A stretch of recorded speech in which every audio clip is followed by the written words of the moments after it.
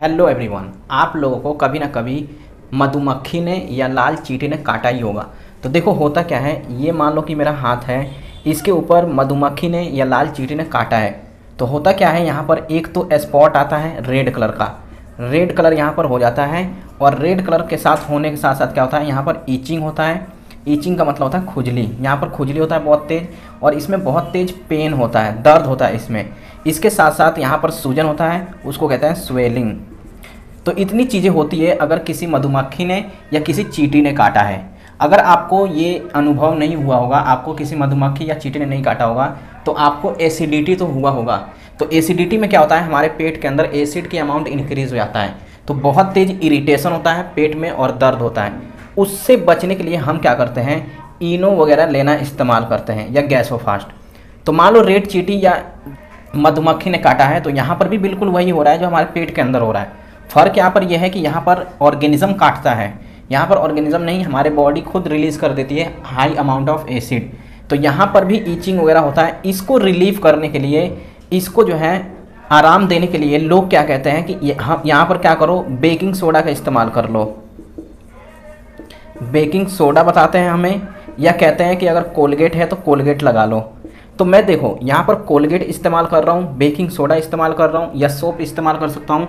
और पेट के अंदर एसिडिटी अगर इंक्रीज हो रहा है, एसिडिटी हो रहा है, तो वहाँ पर मैं इनो या गैसोफास्ट कर रहा हूँ। तो आखिर मैं इसका यूज़ जब कर रहा हूँ तो मुझे रिलीफ मिल रहा है, आराम मिल रहा है। मेरा सवाल ये है कि ऐसा क्यों हो रहा है, इसका साइंस क्या है, क्या इसके पीछे मैकेनिज्म है। इसी को समझने के लिए हमें पहले समझना होगा कि न्यूट्रलाइजेशन रिएक्शन होता क्या है। क्योंकि जब हम न्यूट्रलाइजेशन रिएक्शन समझ जाएंगे तो हम बहुत आसानी से इस चीज़ को एक्सप्लेन कर सकते हैं। तो आइए देखते हैं न्यूट्रलाइजेशन रिएक्शन होता क्या है।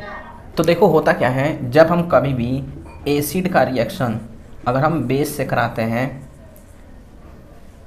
एसिड का रिएक्शन अगर हम बेस से कराते हैं, तो यहाँ पर दो चीज़ें बनता है, एक बनता है सॉल्ट और दूसरा बनता है वाटर। मैं सपोज करता हूँ कि मेरे पास एक एसिड है HCl।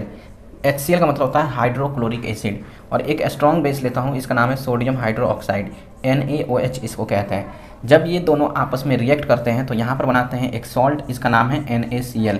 NaCl वही सॉल्ट है जो हम अपने घर पे यूज़ करते हैं, इसीलिए NaCl को कॉमन साल्ट या एडिबल साल्ट कहा जाता है, या कई बार इसको टेबल साल्ट के नाम से जानते हैं। और यहाँ पर बनता है पानी, इसको हम कहते हैं H2O। तो देखो मैंने एक एसिड का रिएक्शन बेस से करा दिया है, यहाँ पर NaCl और H2O बना है।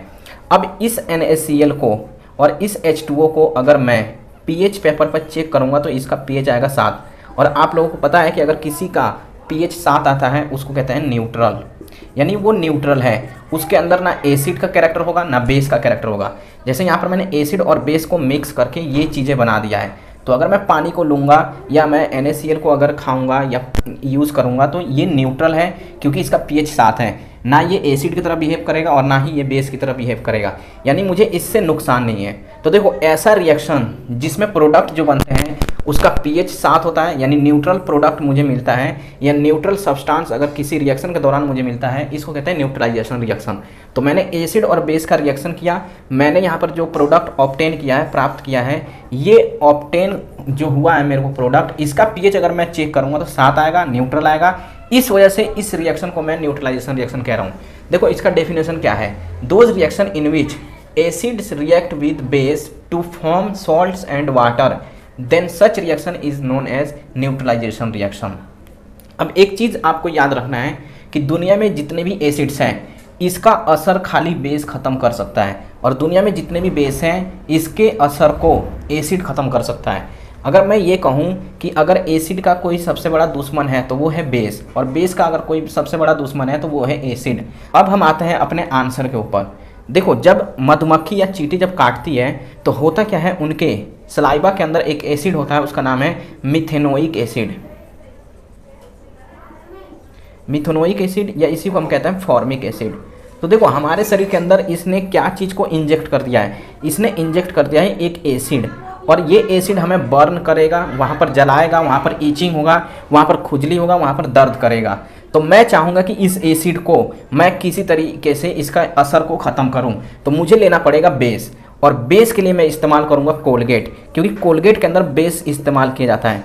कोलगेट में हम बेस मिलाते हैं, और इस कोलगेट को अगर मैं इसके ऊपर डालूंगा तो क्योंकि ये बेस है, ये एसिड के असर को ख़त्म कर देगा, इसीलिए मैं जब भी कोलगेट काट, जहाँ पर भी मधुमक्खी काटेगी वहाँ पर अगर मैं कोलगेट यूज़ करूँगा तो मुझे रिलीफ मिलेगा, मुझे आराम मिलेगा। अगर मैं कोलगेट इस्तेमाल ना करके बेकिंग सोडा इस्तेमाल करता हूँ तो देखो बेकिंग सोडा भी एक माइल्ड बेस है, ये भी इसके असर को ख़त्म कर देगा। इसलिए मैं कोलगेट या बेकिंग सोडा इस्तेमाल करूंगा इस असर को ख़त्म करने के लिए। अगर मैं यहाँ पर गलती से एसिड ले लूँगा तो हमारे बॉडी में ऑलरेडी एसिड है, अगर मैं थोड़ा और एसिड इसके ऊपर डाल दूंगा तो इसका इफेक्ट जो है और ज़्यादा हो जाएगा, और ज़्यादा हमें पेन करेगा, और ज़्यादा स्वेलिंग हो जाएगी। तो मुझे उम्मीद है कि आपको ये जो है कॉन्सेप्ट समझ में आया होगा कि क्यों हम बेस इस्तेमाल करते हैं। एसिडिटी में क्या होता है, हमारे पेट के अंदर एसिड ज़्यादा रिलीज हो जाता है, तो हम वहाँ पर बेकिंग सोडा या इनो वगैरह इस्तेमाल कर लेते हैं। इनो या बेकिंग सोडा खुद एक बेस है, ये वहाँ पर क्या करता है, जो एसिड है उसके असर को ख़त्म करता है और हमारे पेट को एक रिलीफ देता है, आराम देता है, एसिडिटी को न्यूट्रलाइज करता है। तो न्यूट्रलाइजेशन रिएक्शंस का ही ये एप्लीकेशन है। मैं आपसे एक क्वेश्चन पूछता हूँ, एक ऑर्गेनिज्म होता है, एक जीव है जिसका नाम है वास्प।